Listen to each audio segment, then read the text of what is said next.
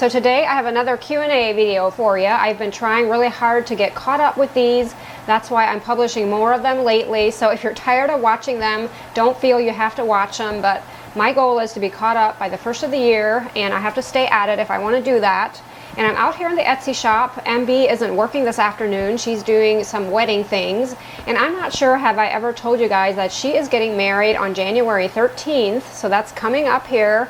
And we're all so excited. It's going to be a beautiful wedding. Everything's nice and quiet out here. So I thought this is a good place to be to film this.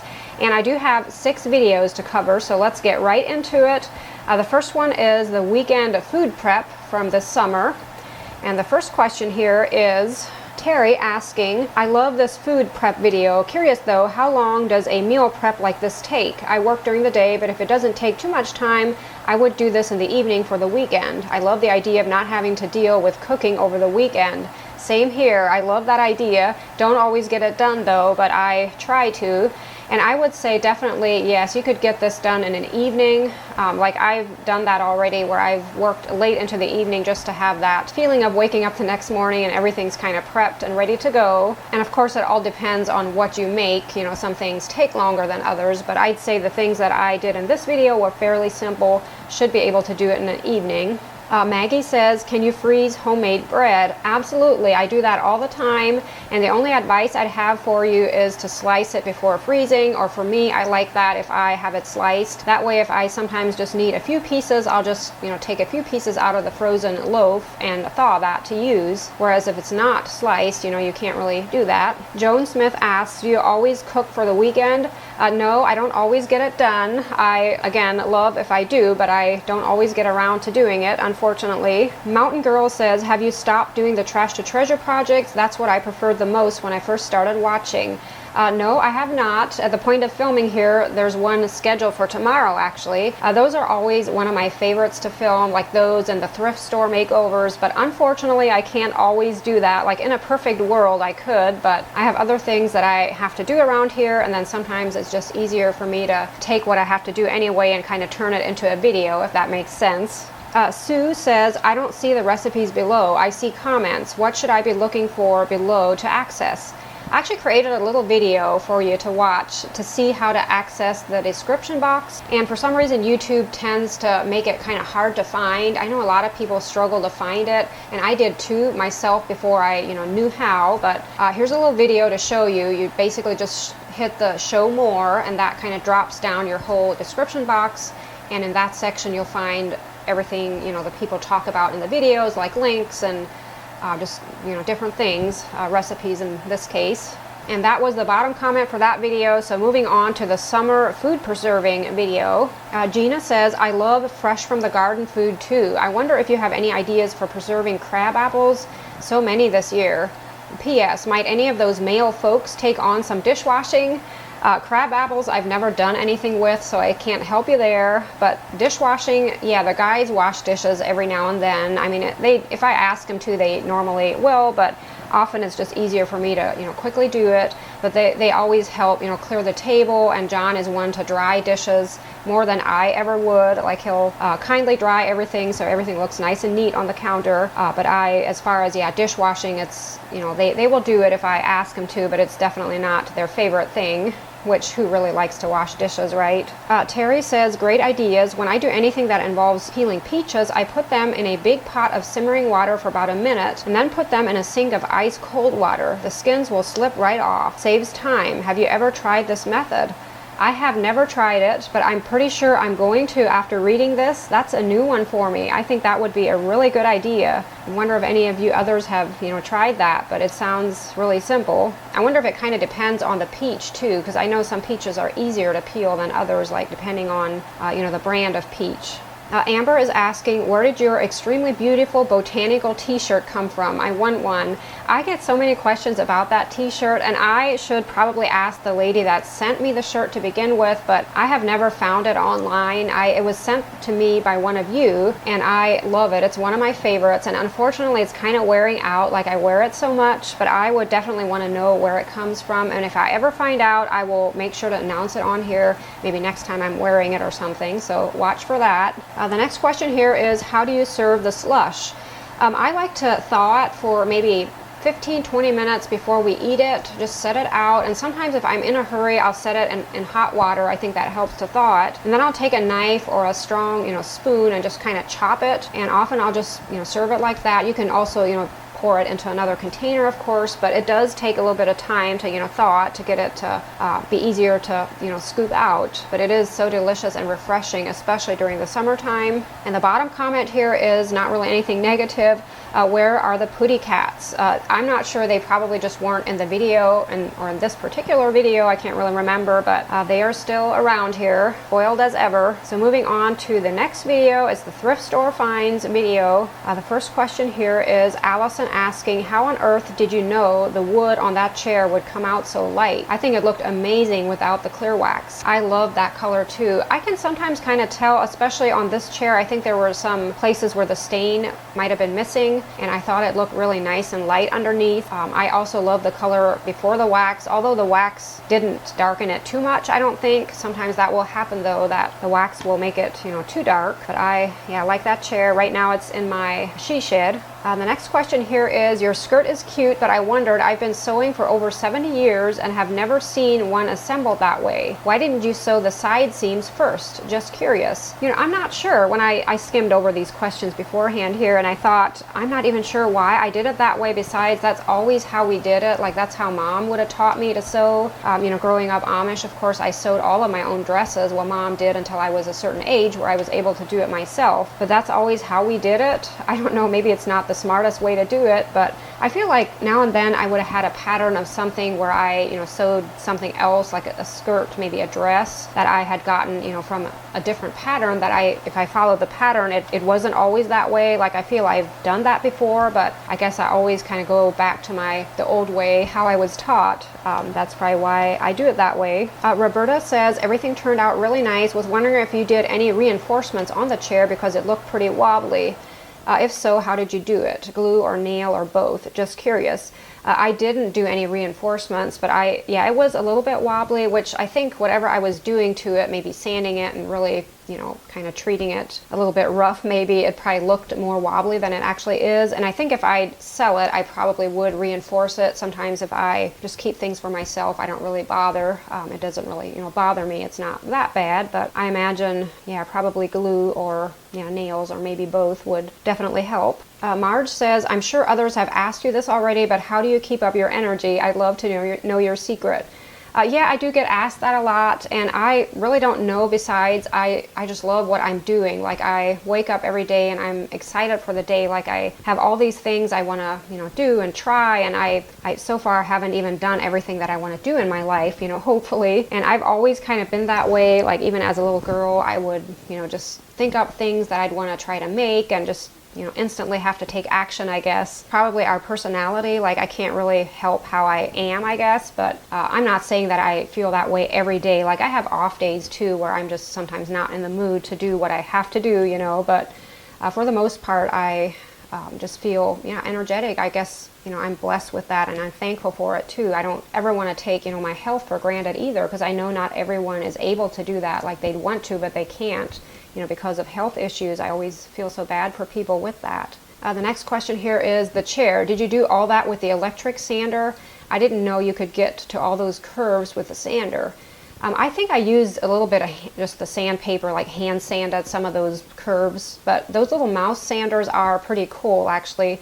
And I always try to link one in the description box if I use it in a video, but we just get them from Amazon and we use them a lot, so we go through a lot of them. Like, one will probably last a couple months for us, but just for a normal person that doesn't have all these projects going on, I'm sure a couple years one would last you a couple years. But being that they have that tip kind of in the front, it really helps to get into those curves. And the bottom comment here is Lola saying, I think the chair looked better with the dark arms and legs. Well, I'm sure some people would think that way. For me, I always probably prefer the light colored wood. Now that color, if I remember correctly, wasn't as bad as some of that orangish oak tends to get. So I can see that, some people would probably have preferred that. The next questions are from the old wood projects video. Buzzy Anderson says, I love these projects, so clever. Well, thank you. Have you ever made a barn quilt? What type of wood would you use for that? What type of finish does it need? I have never, but I'm always kind of fascinated with them. And in case you don't know, like a barn quilt, I think this is what you're referring to anyway, would be one of those wooden quilts. You see them on sides of barns sometimes. And I always thought I'd want to make one, just a small one for an indoor frame, like to put in to hang on the wall. I think that's what I'd do if it would be easier, I think, to use, interior wood, and we'd probably have that wood on hand. Whereas if you make something for a barn, like being that it would be on the outside, you definitely have to use, treated lumber to make sure it lasts. And if I were to finish that, I would probably use like a gloss paint, because gloss tends to weather better. That way it would last longer. And I think I'd even maybe spray it with a clear coat of some kind just to make sure it lasts a long time, because I'm sure there's a lot of work involved in those old barn quilts. Next question, just curious how you will transport the structure for the vendor fairs. Love the idea to use it as a potting table structure. Yeah, we've actually done that a couple times since we made that structure. It was a lot of fun, and it was super easy. I mean, you need 2 people to set it up. We take the sideboards off, and then we dismantle the actual shelf part where the product's set on. We take that all apart, and we have it marked so we know exactly where everything goes then once we put it together. And the sides with the peaks, those come off then, and it's yeah, fairly easy to transport. It's not really hard. Aaron is asking, what is your favorite vinyl to use with your silhouette cameo? I love the Oracle 631 vinyl. In fact, that's all we use unless we do an outdoor, like a house number sign. We use the 651 vinyl. That's also by Oracle, and it's a permanent vinyl, like it won't come off, whereas your 631 vinyl is removable. But I've tested it already on the outside, and surprisingly it kind of stays put on the outside too. I kind of marvel about that, but it's a really high quality vinyl, and yet it's removable. It doesn't leave any marks, if you remove it. So I really like that about it.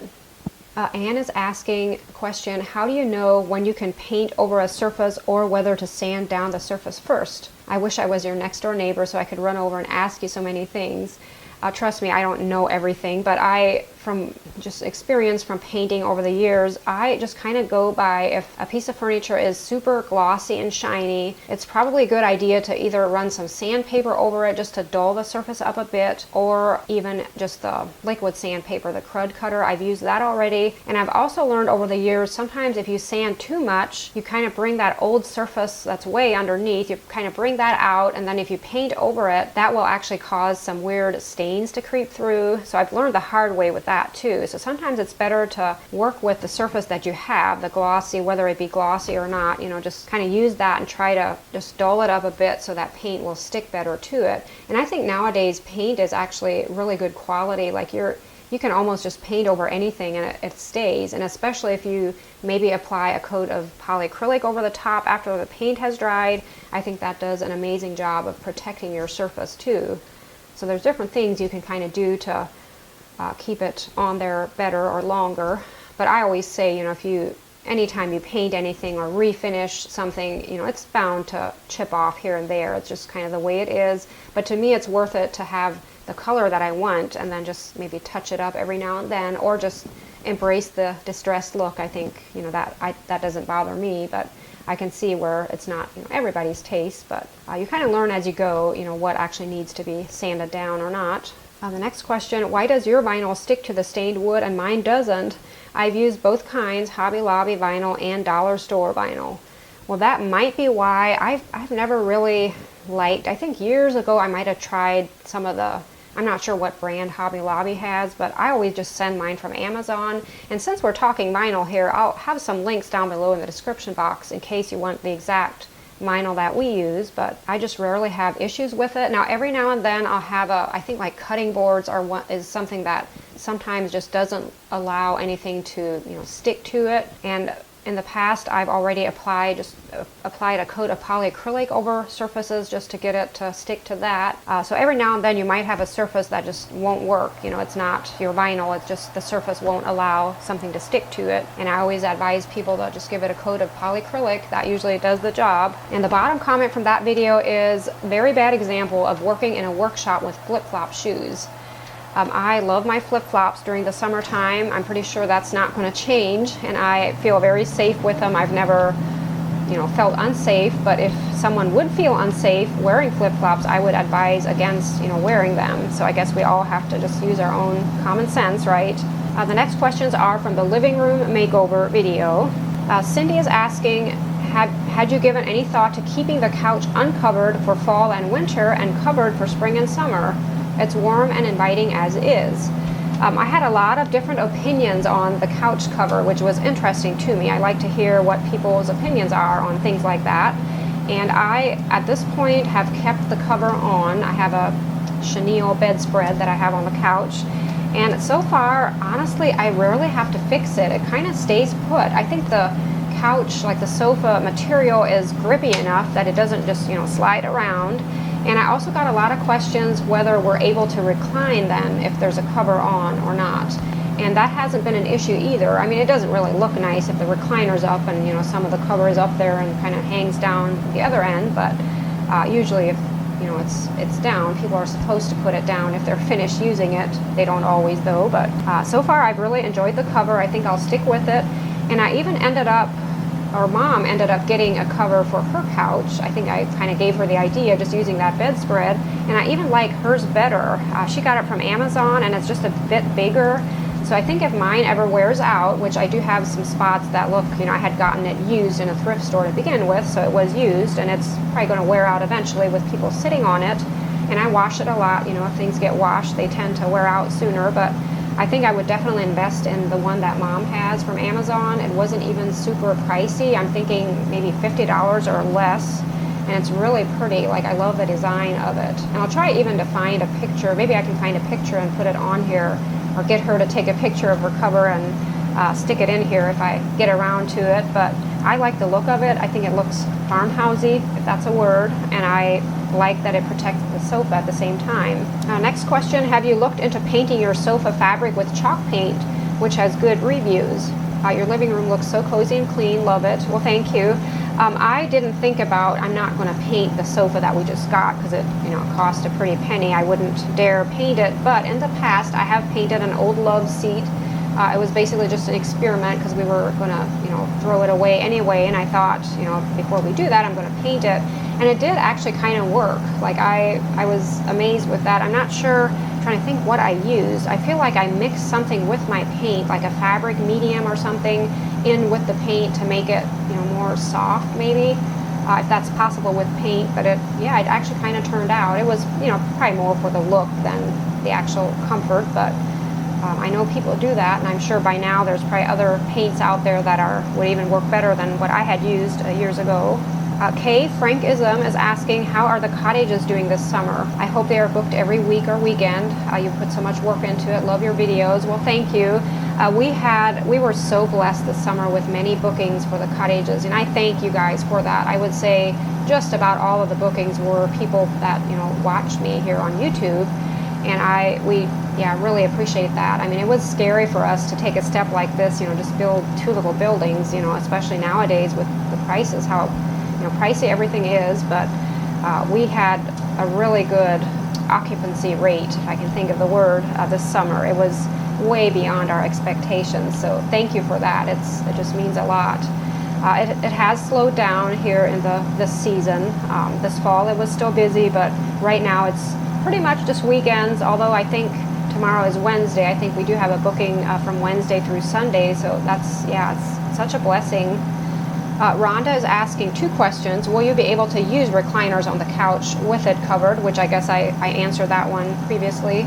And where will you put your Christmas tree? We, of course, since Christmas my Christmas decorations have gone up, and I just removed that center table between the two chairs and placed the tree in there, and I kind of like how it looks there. I'd probably do that again. Next question, just wondering where the kitties' new nests are. It's kind of hard right now because I did move that table again away from the window and put the tree there, and that table was where Twinkle would always lay. And now I have his blanket on the end table beside the couch, so that's usually where he is. And I had a rule with no cats on the furniture, but being that Pebbles doesn't really have a space, I try to just keep one of those Turkish towels. That's my go-to to cover my furniture with.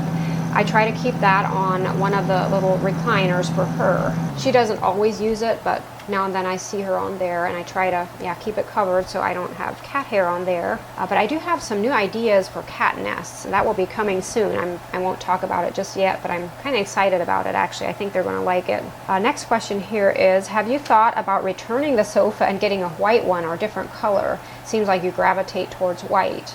Yeah, I know. I looked everywhere around here for, that was probably the lightest sofa I could find in our area. I'd probably have to just go further or order it from somewhere if I were to find a lighter one, but I feel like I solved it with that cover going over it. That really helps. Next question here is asking about the old sofa. What happened to it? Was it banished to the basement? Worse than that, it was past its prime. Like there was springs showing through, and it was, beyond. We had it for years and we wore it out, so we actually ended up burning it. I did save the ottoman part. I always thought maybe I'd do something with that someday, but it was actually kind of gross. I mean, I know it sounds like I tried to keep it clean, but especially seeing it, all apart, and it was time for it to go, definitely. And the bottom comment from that video is Anne-Marie saying, of course there's a sponsor. Wow, quite the sales pitch. Cha-ching. I think she's referring to cha-ching, the sound cha-ching. It's misspelled, but just another grifter. I'm trying to think what sponsorship. That might have been the office chair that we have here in the Etsy shop. Actually, it's not here anymore. My son ended up using it then. But it was from FlexiSpot, and I try, if I do sponsorships, it has to be something that I actually want or that I feel is beneficial to the channel. I turn a lot of sponsorships down because I don't want to just do them all the time. It has to be something I actually have a passion about. And honestly, that doesn't bother me if somebody does that on their channel, especially if it fits to the channel. Now, I tried to watch people sometimes where that's all they do and it doesn't even really apply to their channel, so I usually stop watching. That's what I'd advise you to do too. If you don't like the sponsorships, if I do too many, just don't watch. It doesn't bother me. Like I understand even. It's not, but I just know how much time gets put into making videos and editing and all that. So I, as a YouTuber myself, I of course will have an understanding, probably more than a lot of people would, that it's one way where they can get some return for their work. So it doesn't bother me as much. And the last questions are from the Q&A last summer that I had done. And the first one here is Julie saying, in your next Q&A, would you talk about your Amish background and what caused you to leave? I get asked that a lot actually, and I couldn't start now. Like that would be a whole separate video, and that's probably something I kind of hesitate in doing. I just never want to put a negative light on anyone or any culture, and I just be afraid I'd unintentionally maybe do that if I were to talk too much about that. But just know that we love where we're at now, and it's not that we didn't have a happy life before either. It's just, it was our personal choice, and it's maybe not for everyone, but it's what we chose to do, and we haven't regretted it. Helen is asking, where did you get the table that you are using at your swing? And I should have looked at that video. I'm quickly going to take a glance here to see. I think I was probably on the porch swing, and I'm pretty sure I know which table, but I do have two of them that I use sometimes. Oh no, I'm actually in my she shed in that Q&A. So I wonder if I just had a picture of the porch swing maybe on there. But I do have a table that John had picked up the days when he was delivering furniture. It was broken. Somebody just didn't want it anymore. They were gonna throw it out. So he rescued it, and I ended up painting it, and I applied that wallpaper, like a newspaper wallpaper, on top of it. And I've hung on to it all these years. I really like it. It's handy for the computer, or if you just want to sit and have a place to set a glass of water or something. Phyllis is asking, why not use a rake to clean out the pond? It's kind of hard. Our ponds both have rocks in the bottom, and it's kind of hard to rake that out. Maybe if I'd have a certain rake. I feel like I don't have the right tool sometimes to clean my pond, but it's just the easiest to just go in there with the hands. I don't know, is that what you're referring to? I probably did that because I do it, just go in with my hands and get rid of some of the leaves in there. Next question here is, why don't you have screens on your windows? With me, that's a must. If I'd have it to say, we would have screens on all of our windows all summer long, and probably not even a window air conditioner in our main part of our living room kitchen area. But it's there's other people living with me too, and they want the air conditioner, and I understand it. It really feels good after some of our hot Ohio days. It's nice to go in and cool off with the air conditioner, but I'm just I like bringing the outside in, so I'd probably always go for the screens. But I do put some in usually in the springtime, like before it gets really hot. I'll put some in just so we can open the windows and keeps the bugs at bay, of course, with the screens in there. But I don't put them in all of the windows, being that soon we're going to run the air conditioners anyway, and it's not necessary then to even, of course we can't open the windows if the air conditioner is going, so that's kind of why. And then the bottom comment from that video is, I don't understand planting a garden without a fence and then being surprised when critters eat your lettuce, and then making a video about killing the animals that are attracted to your garden. You say that John took care of the groundhog mom and her babies. Did he shoot the babies too, drown them, or just let them starve? And then talking about getting rid of the bird, even though you enjoy its singing. No concern about whether it might be feeding babies. I followed your channel for 3 years. I thought you loved animals. I'm unsubscribing and asking YouTube not to recommend your channel. I'm so disappointed. I did get some controversy in that video. I probably never should have put that part in. I didn't realize that. I guess I have to realize not everybody grew up the way that I did, like here in a rural area, and groundhogs are rodents.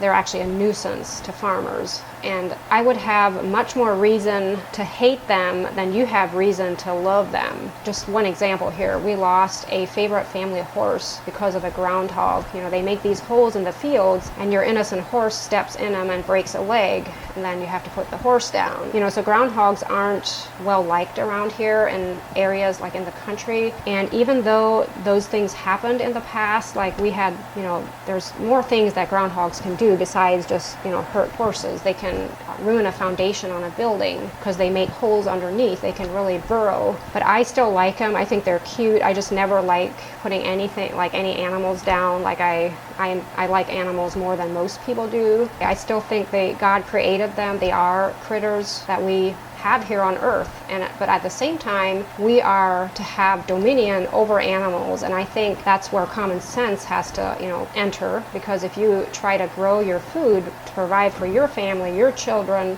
and it's being eaten by rodents, that's what groundhogs are, you have every reason to get rid of them in a humane way. I'm kind of disappointed you suggested drowning them or letting them starve. Never. Like, we would never do anything inhumane like that. And then as far as the bird, sadly animals can come with, rabies or just diseases that are just mentally not right. And I think it's kind of inhumane to not do anything about it, honestly. Like, they're miserable, they don't want to live. He definitely wasn't feeding young because he spent all his time in front of the mirror. It's not even right to let them live if they're suffering. So the best thing you can always do with an animal is to just put them down in a humane way, of course. So that pretty much concludes today's video, and I hope you guys enjoyed the Q&A. Thanks for hanging out with me out here in the shop, and I hope you guys will have a very Merry Christmas, and I look forward to seeing you in the next video. Bye.